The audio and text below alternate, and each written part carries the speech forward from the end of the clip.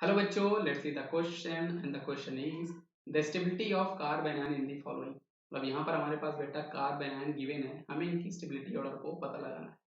तो इस क्वेश्चन को सॉल्व करने के लिए बेटा होता क्या है कि जो आपकी स्टेबिलिटी ऑफ कार्बन आयन होती है, जो हमारे पास बेटा स्टेबिलिटी ऑफ कार्ब एनायन हमारे पास हुआ करती है, ये एक्चुअल में आपकी डायरेक्टली प्रोपोर्शनल हुआ करती है इलेक्ट्रॉन विड्रॉइंग ग्रुप। अगर आपके पास इलेक्ट्रॉन विड्रॉइंग ग्रुप होंगे, ये इसकी स्टेबिलिटी को बढ़ा रहे होंगे क्योंकि वो नेगेटिव चार्ज यहाँ पे जिसके कारण नेगेटिव चार्ज डीलोकलाइज हो रहा होगा इलेक्ट्रॉन विड्रॉइंग ग्रुप के कारण, तो स्टेबिलिटी इनकी बढ़ रही होगी।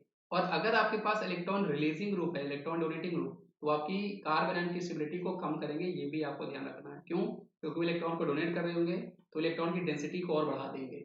और हर कोई जो स्पेशीज होता है वो न्यूट्रल होना चाहता है क्योंकि न्यूट्रल केस में वो ज़्यादा स्टेबल हुआ करते हैं।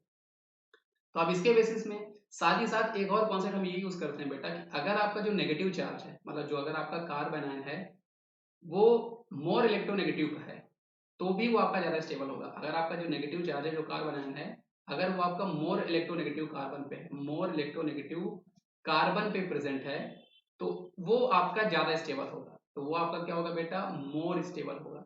ऐसा होता क्यों है? क्योंकि अगर वो ज़्यादा इलेक्ट्रोनेगेटिव है, तो इलेक्ट्रॉन को होल्ड करने की कैपेसिटी उसकी थोड़ी ज़्यादा होगी, है ना?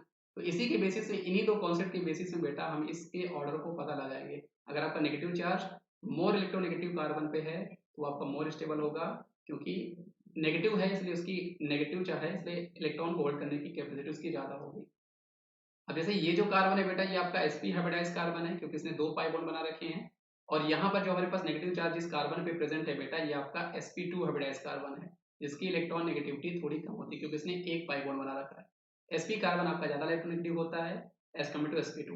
इसीलिए बेटा जो आपका फर्स्ट होगा वो आपका सबसे ज़्यादा स्टेबल हो जाएगा। फिर हमारे पास, अगर मैं इसकी बात करूँ बेटा, तो यहाँ पे भी ये वाला कार्बन भी आपका sp2 है, यहाँ पर भी, मतलब इन दोनों ही केस पे कार्बन पे sp2 कार्बन पे नेगेटिव चार्ज है जिनकी इलेक्ट्रॉन नेगेटिविटी सेम है। तो इसको कैसे डिसाइड करेंगे? इसको डिसाइड करेंगे बेटा इसके बेसिस में, क्योंकि यहाँ पर दो दो इलेक्ट्रॉन डोनेटिंग ग्रुप अटैच है। जो आपका R है, मिथाइल है, ये आपके इलेक्ट्रॉन डोनेटिंग ग्रुप होते हैं, ये आपकी स्टेबिलिटी को डिक्रीज कर रहे होंगे। इसीलिए बेटा 2 जो होगा वो आपका ज्यादा स्टेबल होगा। फिर उसके पास बाद हमारे पास थर्ड वाला आएगा। सबसे लास्ट में हमारे पास 4 आएगा, क्योंकि वहां पे कार्बन नेगेटिव चार्ज इस कार्बन पे है, एक तो वो आपका sp3 हाइब्रिडाइज्ड है, लेस इलेक्ट्रोनेगेटिव है, साथ ही साथ यहाँ पे तीन तीन इलेक्ट्रॉन डोनेटिंग ग्रुप हैं जो उसकी स्टेबिलिटी को और कम कर रहे होंगे। तो ऑप्शन नंबर 4 आपका सबसे कम हो जाएगा। तो जो आपके पास सही ऑर्डर होगा बेटा, वो आपके पास ऑप्शन नंबर सी होने वाला है, 1, 2, 3 एंड 4। तो आई होप आपको ये कॉन्सेप्ट समझ में आया होगा बच्चों। Thank you.